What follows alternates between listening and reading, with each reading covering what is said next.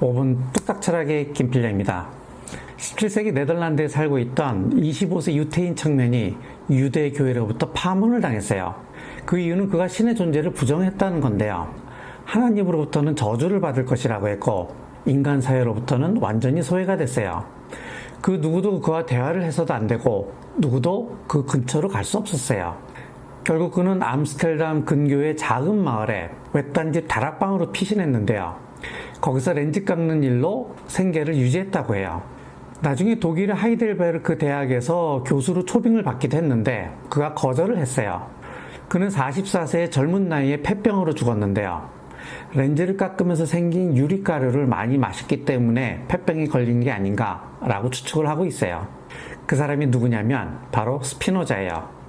오늘은 스피노자의 무신론적 이론론에 대해서 이야기를 하겠습니다.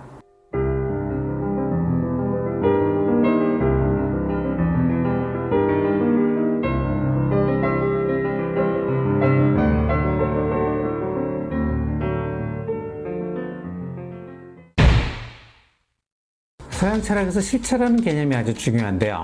실체, substance란 어떤 것에 의존하지 않고 스스로 존재하는 것을 말해요. 데카르트에 따르면 무한실체는 신이고요. 유한실체는 물질과 정신이 있어요. 사람으로 보면 몸과 마음인데요. 그래서 데카르트의 철학을 심신이원론이라고 해요. 그런데 내가 이 커피를 마시고 싶다라는 생각이 들면 내 손이 이 커피를 내 입으로 가져가요. 그러고 보면 물질과 정신, 몸과 마음은 꼭 하나로 연결된 것 같죠. 데카르트는 이 점을 설명하기 위해서 몸과 마음, 물질과 정신이 두뇌의 한 부분, 송가선이라는 데 만나서 신호를 주고받는다 라고 설명을 해요. 그런데 데카르트 이런 설명에 동의하시나요? 조금 석연치 않은 부분이 있어요. 먼저 실체가 너무 많다는 거예요. 신도 실체고, 물질도 실체고, 정신도 실체고, 서로 독립적으로 존재하는 게 이렇게 많다는 게 좀 이상하지 않나요? 그리고 물질과 정신이 만난다는 것도 좀 이상해요. 송가선도 어쨌든 물질이잖아요. 그러면 연장이 없는 정신이 어떻게 연장이 있는 물질과 만날 수 있죠? 조금 자연스럽지가 않아요, 설명이. 그래서 데카르트의 심신이원론에 반대한 철학자들이 많이 있는데요. 그 중에 하나가 스피노자예요. 스피노자는 실체가 단 하나라고 생각을 했어요. 스스로 독립적으로 존재하는 건 단 하나일 뿐이라고 생각을 한 거죠. 그게 바로 자연이에요. 스피노자는 그것을 신이라고 부르기도 했어요. 하지만 이때 신은 종교적 의미의 신을 의미하는 건 아니에요. 스피노자는 무신론자였어요. 자연을 그냥 신이라고 부른 것일 뿐이에요. 자연이 곧 신이다. 이런 입장을 범신론이라고 하는데요. 영어로는 판테이즘이라 그러죠. 신성은 자연 속에 도처에 있다라는 말이에요. 그러면 스피노자에게 물질과 정신은 뭘까요? 여기 이 커피라는 물질이 있어요. 그리고 이 커피를 마시고 싶다는 내 생각도 있어요. 그러면 물질은 뭐고 또 정신은 뭐죠? 스피노자에게 물질과 정신은 하나의 실체가 드러나는 다른 방식일 뿐이라고 설명을 해요. 이게 무슨 말인지 한번 보죠. 빛이 입자인가 파동인가 하는 오래된 논쟁이 있어요. 18세기 토마스 영이라는 과학자는 이중 슬릿 실험을 통해서 빛이 파동이라는 걸 증명을 했는데요. 빛을 두 개의 슬릿에 쏘니까 슬릿을 통과한 빛이 서로 간섭하면서 얼룩무늬를 만들어내는 거예요. 그런데 이런 현상은 빛을 파동이라고 봤을 때만 설명이 가능해요. 그래서 이중 슬릿 실험을 통해서 빛은 파동이다 라는 것을 알게 된 거죠. 그런데 20세기 들어와서 아인슈타인이 광전 효과를 발견했는데요. 광전 효과란 금속판에 빛을 쏘면 금속의 전자가 튀어나오는 현상을 말해요. 그런데 빛의 강도와 튀어나오는 전자의 수를 계산해 보니까 빛을 입자라고 봤을 때만 설명이 가능한 거예요. 그래서 사람들은 헷갈리기 시작했어요. 이중슬릿 실험을 보면 빛은 분명히 파동인데 광전 효과를 보면 빛은 분명히 입자인 거예요. 나중에 좀 더 연구를 해보니까 빛은 어떤 때는 파동인 것처럼 행동을 하고 어떤 때는 입자인 것처럼 행동하는 것을 알게 된 거죠. 그래서 사람들은 빛은 월수금은 파동이고 화목토는 입자이다. 그리고 일요일은 쉰단다. 라는 우스갯소리까지 만들어냈어요. 그러면 빛은 입자인가요? 파동인가요? 입자 파동 문제는 나중에 양자역학을 하면서 다시 한번 다룰 텐데요. 결론부터 말하면 빛은 입자이기도 하고 파동이기도 해요. 이것을 스피노자식으로 설명하면 빛이라는 실체는 입자로 드러나기도 하고 파동으로 드러나기도 한다는 거예요. 물론 스피노자식의 해석이 입자 파동 문제의 표준적인 해석은 아니에요. 스피노자식으로 해석을 하면 입자 파동 문제를 이렇게 볼 수 있다는 것일 뿐이에요. 또 다른 예를 들어볼까요? 일반 상대성 이론에 따르면 중력은 시공간이 휘어져 있기 때문에 생기는 거라고 해요. 그런데 여기 시공간이 휘어져 있는 것을 볼 수 있나요? 그거 볼 수 없어요. 우리한테는 그거 보이지 않아요. 우리는 중력을 잡아당기는 힘으로 인식을 해요. 그런데 인간과는 인식체계가 완전히 다른 어떤 외계인이 존재한다고 칩시다. 그런데 그 외계인은 질량이 없는 존재라서 잡아당기는 힘은 느낄 수 없지만 아주 독특한 시각을 갖고 있어서 휘어진 공간을 볼 수 있다고 칩시다. 그러면 중력은 인간한테는 잡아당기는 힘으로 인식되지만 그 외계인한테는 휘어진 시공간으로 인식돼요. 이것을 스피노자식으로 해석을 하면 중력이라는 실체는 잡아당기는 힘으로 드러나기도 하고 휘어진 시공간으로 드러나기도 하는 거예요. 저는 지금 중력에 대한 해석을 말씀드리는 게 아니고 스피노자의 개념을 설명하기 위해서 중력 개념을 이용하고 있는 것일 뿐이에요. 스피노자 이론의 핵심이 뭐냐면 빛이 입자로 드러나기도 하고 파동으로 드러나기도 하는 것처럼 중력이 잡아당기는 힘으로 드러나기도 하고 휘어진 시공간으로 드러나기도 하는 것처럼 자연계라는 실체는 사유라는 속성으로 드러나기도 하고 연장이라는 속성으로 드러나기도 한다는 거예요. 그러면 실체는 연장이라는 속성과 사유라는 속성밖에 없냐? 그렇진 않아요. 무수히 많은 속성을 가지고 있어요. 다만 우리가 그것을 인식하지 못하는 것일 뿐이에요. 인간의 인식체계로는 연장과 사유만 알 수 있어요. 만약에 인간의 인식 시스템과 전혀 다른 인식 체계를 가지고 있는 외계인이 있다면 세계를 다른 방식으로 인식을 하겠죠. 자, 이렇게 보면 스피노자는 데카르트가 가지고 있던 많은 문제를 해결했어요. 먼저 데카르트의 심신 이론론의 첫 번째 문제는 실체가 너무 많다는 거였죠. 신, 정신, 물질 전부 실체예요. 그런데 스피노자는 실체는 단 하나, 자연밖에 없다고 봤어요. 데카르트 심신이론론의 두 번째 문제는 물질과 정신, 몸과 마음이 어떻게 만나냐는 문제였어요. 그런데 스피노자를 받아들이면 이 문제는 그냥 자연스럽게 해소돼요. 물질과 정신, 몸과 마음은 단 하나의 실체가 다르게 드러난 것일 뿐이기 때문이에요. 지금 나라고 하는 실체는 이것을 마시고 싶다라고 하는 나의 정신으로 드러나기도 하고요. 이 커피를 입으로 가져가는 나의 물질, 신체의 움직으로 드러나기도 하는 거예요. 그러니 데카르트처럼 몸과 마음이 어디서 만난다라고 설명할 이유가 전혀 없는 거죠. 이것을 병행론이라고 하는데요. 지난 시간에 이 그림을 한번 봤죠. 데카르트의 심신 이론을 상호작용론이라고 하는데요. 물질과 정신이 상호작용을 한다는 거죠. 스피노자의 심신 이론을 병행론이라고 해요. 물질과 정신이 그냥 병행해서 움직인다는 거예요. 물질과 정신이 하나의 실체의 다른 모습일 뿐이니 병행해서 같이 움직인다는 건 당연하겠죠. 이제 그림으로 스피노자 철학을 설명해보죠. 스피노자에게 있어서 실체는 자연이자 곧 신이에요. 실체는 거대한 것이기 때문에 무수히 많은 속성들을 가지고 있는데요. 그러한 속성들이 어떤 것인지 우리는 다 알 수 없어요. 인간이 알 수 있는 속성은 연장과 사유뿐이에요. 연장과 사유는 끊임없이 다른 모습으로 변용하는데 그렇게 변용해서 나타난 것이 물질들과 정신들이에요. 이것들을 양태라고 하는데요. 하나의 물질과 하나의 정신이 결합된 것이 바로 개별적인 사물들이 되는 거예요. 그런데 아까 실체를 다른 것에 의존하지 않는 존재라 그랬죠. 따라서 자연이 곧 원인이자 결과가 돼야 돼요. 그런데 생각해 보세요. 실체가 자연 하나밖에 없다면서요. 그런데 그 안에 또 원인과 결과 관계가 있어야 한다면 자연이 곧 원인이고 자연이 곧 결과여야 되지 않겠어요? 그래서 원인이 되는 자연, 즉 양태들을 낳는 자연을 능산적 자연이라고 하고 이렇게 생긴 양태들의 총체를 소산적 자연이라고 해요. 데카르트와 스피노자를 비교해서 정리해보죠. 데카르트와 스피노자 모두 실체에 대해서 같은 개념을 가지고 있었어요. 두 사람에게 실체란 어떤 것에 의존하지 않고 스스로 존재하는 것을 말해요. 데카르트는 신을 무한실체라고 하고 그 아래 유한실체인 물질과 정신이 있다고 봤어요. 물질과 정신이 따로따로 존재한다는 거죠. 그리고 물질의 속성은 연장이고 정신의 속성은 사유라고 했죠. 그래서 데카르트를 유신론적 이원론자라고 말할 수 있어요. 스피노자에게 실체는 단 하나인데요. 자연이에요. 신이라고 부르기도 하고요. 같은 말이에요. 자연의 속성은 무수히 많은데요. 하지만 인간이 인식할 수 있는 속성은 연장과 사이뿐이에요. 그런데 실체는 끊임없이 변형을 하는데요. 이렇게 해서 나타난 것이 물질들과 정신들이에요. 스피노자는 신을 믿지 않았어요. 신이라고 말은 하지만 여기서 신은 그냥 자연이에요. 그래서 스피노자는 무신론적 이론론자라고 말할 수 있어요. 제가 오늘 스피노자에 대해서 간단히 설명을 했는데요.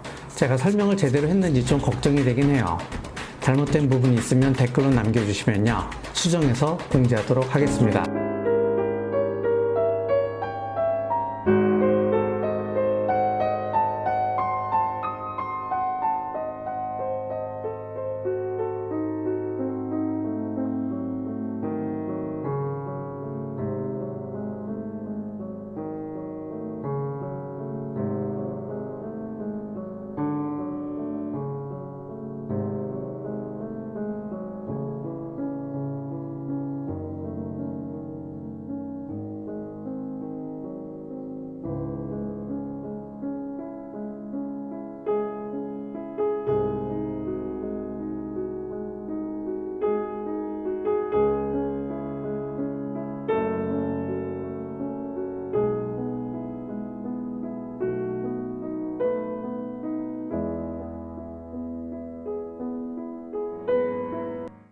안녕하세요. 뜬금없는 책입니다. 여러분은 신에 대해서 고민해 보신 적 있으신가요? 신이란 무엇인가? 이 질문은 현재까지 풀리지 않는 미스테리 중 하나입니다. 이 문제에 대해 근대 철학자들은 저마다의 답을 내놨습니다. 이 영상을 시작으로 근대 철학자들이 신에 대해 어떻게 생각했는지 차근차근 알아볼까 합니다. 우선 첫 번째로 독일 철학자 니체가 존경한 철학자이자 유대인이지만 자신의 사상 때문에 유대교에서 파문당한 철학자인 스피노자의 신에 대해 얘기해 보겠습니다. 스피노자의 신은 다른 근대 철학자들이 얘기하는 신과는 다릅니다. 다른 철학자들은 인간의 자유의지는 신의 자유의지에서 왔다고 말하는 것과는 달리 스피노자가 말하는 신은 자유의지가 없습니다. 아니, 신에게 자유의지가 없다니 이게 무슨 소리일까요? 이 대답에 앞서 우리는 스피노자가 신에 대해 어떻게 얘기하는지 알아야 합니다. 스피노자의 저서 에티카 제1부 신에 대하여에서 신에 대해 이렇게 얘기합니다. 자기원인이란 그것의 본질이 존재를 포함하는 것 또는 그것의 본성이 존재한다고 생각할 수밖에 없는 것이라고 이해한다. 존재하는 모든 것은 신 안에 있으며 신 없이는 아무것도 존재할 수도 또 파악될 수도 없다. 여기서 자기원인이란 나를 설명하기 위한 근거가 나라는 겁니다. 이해를 위해 사람을 말해보죠. 우리는 나를 설명하기 위해 이것저것 가져옵니다. 예를 들어 강력 형사 서도철 형사님 박수! 처럼요. 이처럼 우리는 나를 설명하기 위해 다른 어떤 것에 도움이 있어야만 나를 설명할 수가 있습니다. 하지만 신은 그렇지 않아도 된다고 합니다. 왜냐고요? 존재하는 모든 것은 신 안에 있으며 이 문장에서 스피노자가 말하고자 하는 신의 형태를 찾을 수 있습니다. 스피노자에게 신은 세상을 만들고 그 세상을 지켜보는 종교적 신이 아닙니다. 그에게 신은 이 세상, 즉 자연이나 우주 그 자체입니다. 신은 이 세상 자체이기 때문에 신 자신을 설명하기 위해 다른 것에 도움이 필요 없다는 거죠. 다시 말해 모든 것은 신 안에 있고 신은 세계 그 자체이기 때문에 세계 이외의 것이 존재할 수 없으니 외부의 것을 가져올 수도 없습니다. 그럼 이제 우리의 첫 번째 의문인 자유의지가 없는 신에 대해서 얘기해보죠.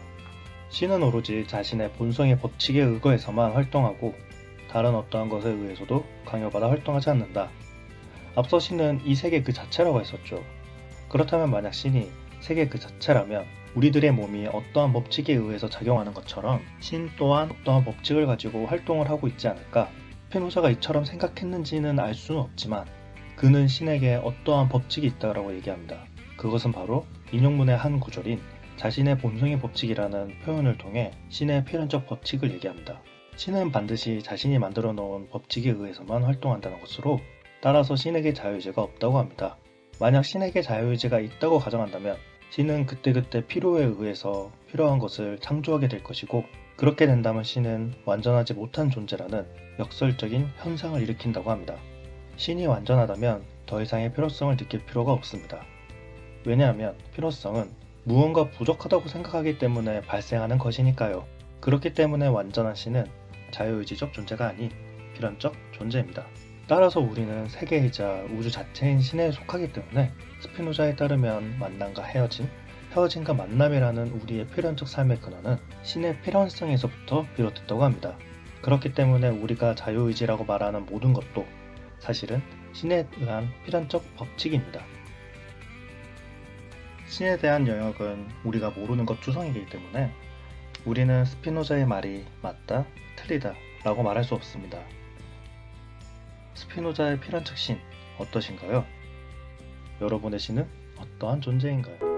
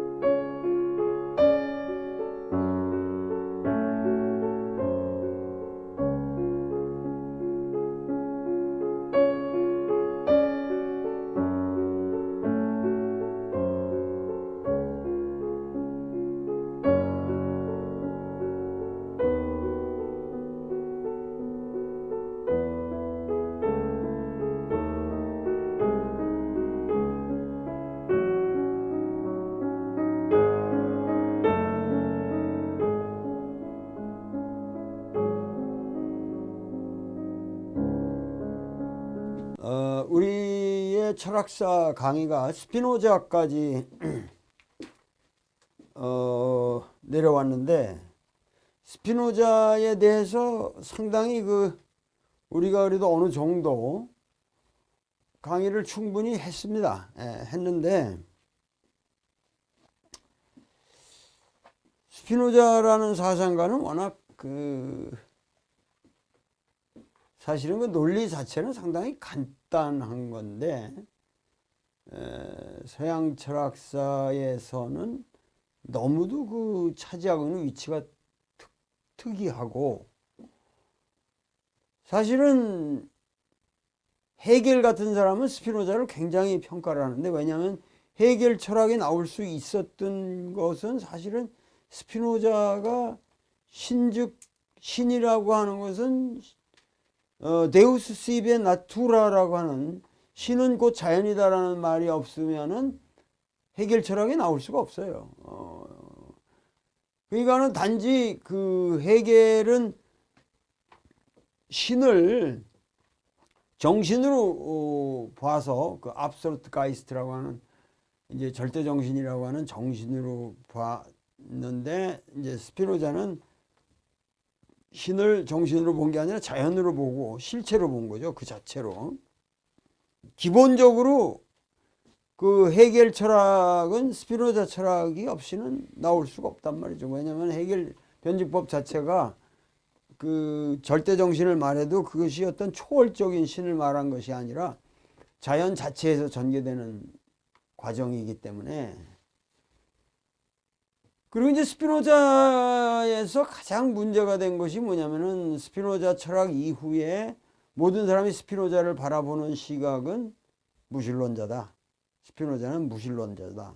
우리는 범신론이라는 말을 쓰지만 사실 철학에서는 범신론이라는 말은 별로 중요한 의미를 갖지 못하기 때문에 일반인들이 얘기하는 것이고, 보통 사람들은 스피노자는 무신론자다. 왜? 스피노자는 유대인들의 관념 속에서, 소위 기독교 유대교적 트래디션 속에서는 신이라고 하는 것은 자연을 초월한 초자연적인 인격자. 그런데 스피노자의 철학 체계에서는 초자연적인 인격체로서의 신이라고 하는 것은 존재할 수가 없는 거죠. 그러면 명백하게 atheist, he is an atheist, 무신론자라는 말이 정확하게 맞죠. 스피노자는 무신론자다. 근데 내가 보기에는 스피노자처럼 지독한 신론자는 없다는 얘기지. 그래서 그 유명한 얘기가 스피노자는 무신론자라고 한다면은 아주 신에 취한, 신에 도취한, 술을 아주 술에 취한 게 아니라 아주 신에 취한 무신론자. 그 아주 유명한 말인데, 신에 취한 무신론자다. 정말 신에 취한 사람이에요, 이 사람은. 그러니까 이 사람은 사실은 무지막지한 신론자죠, 신론자. 유신론, 무신론을 떠나서 신론자지.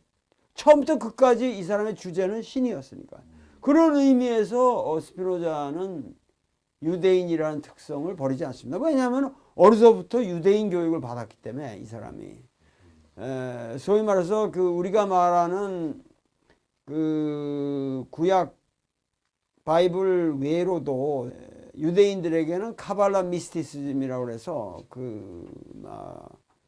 우리 불교로 말하면은 논장 비슷한 것이, 경장에 대해서 논장 비슷한 게 우리가 모르는 세계가 또 있거든요. 그러니까 거기에 있는 많은 그 카발라 미스티시즘의 영향이 있다. 그리고 어떤 사람들은 뭐 스피노자가 절대 그런 거 없다. 그러니까 데카르트 철학에서 말하는 실체 개념, 카우사수이라고 하는 자기 원인적인 실체 개념을 가지고 정직하게 기하학적인 논증을 통해서 도달한 것이다. 그래서 결코 스피노자 철학을 유대인 철학으로 말할 수 없다. 하여튼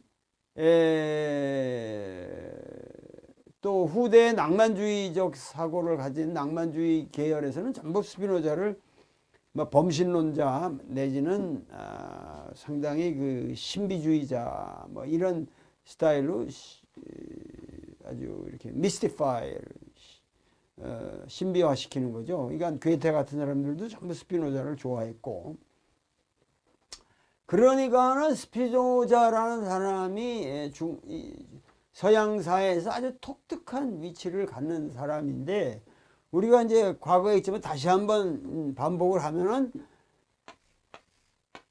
이제 신이라고 하는 것은 스스로 실체적이라면 스스로 자기 원인적이어야 되고, 이게 무한하다라고 말한다면, 무한하다고 말한다면은 결국은 이제 장자 해시의 말대로 지대무해라고 한다면, 지극히 그 밖에 없다고 그런다면은 신은 하나가 아니라 전이 될 수밖에 없다는 거지. 전이 하나일 수 없다는 거지. 하나가 되어서는 안 되고 전이 되어야 되므로, 그 전통적인 신관에 의한 거는 전부 그 신이 하나라는 거야. 유일신론이라는 거는. 그거는 그 신이 될 수가 없다는 거지, 이 사람은. 그건 괴물화돼 버리기 때문에. 그러니까 전체가 돼야 되고, 그 전체가 되려면 이 전체라는 거는 우주 전체인 수밖에 없다. 그러니까 데우스는 즉 시베 우주 전체다, 나투라란 말이죠.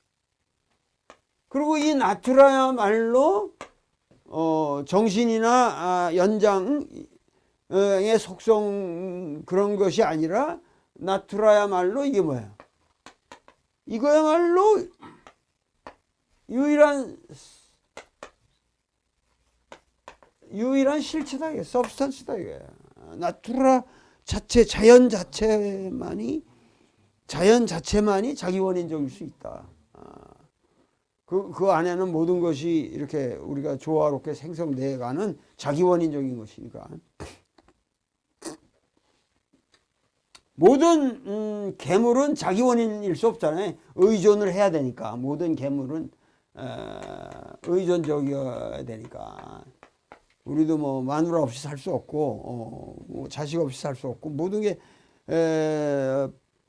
밥에 의존해야 되고, 매일매일 그런 모든 게 의존 없이 살 수 있는 게 뭐가 있냐. 자기 의존 없이 스스로 존재할 수 있는 게 뭐냐. 이 거대한 우주밖에 없다.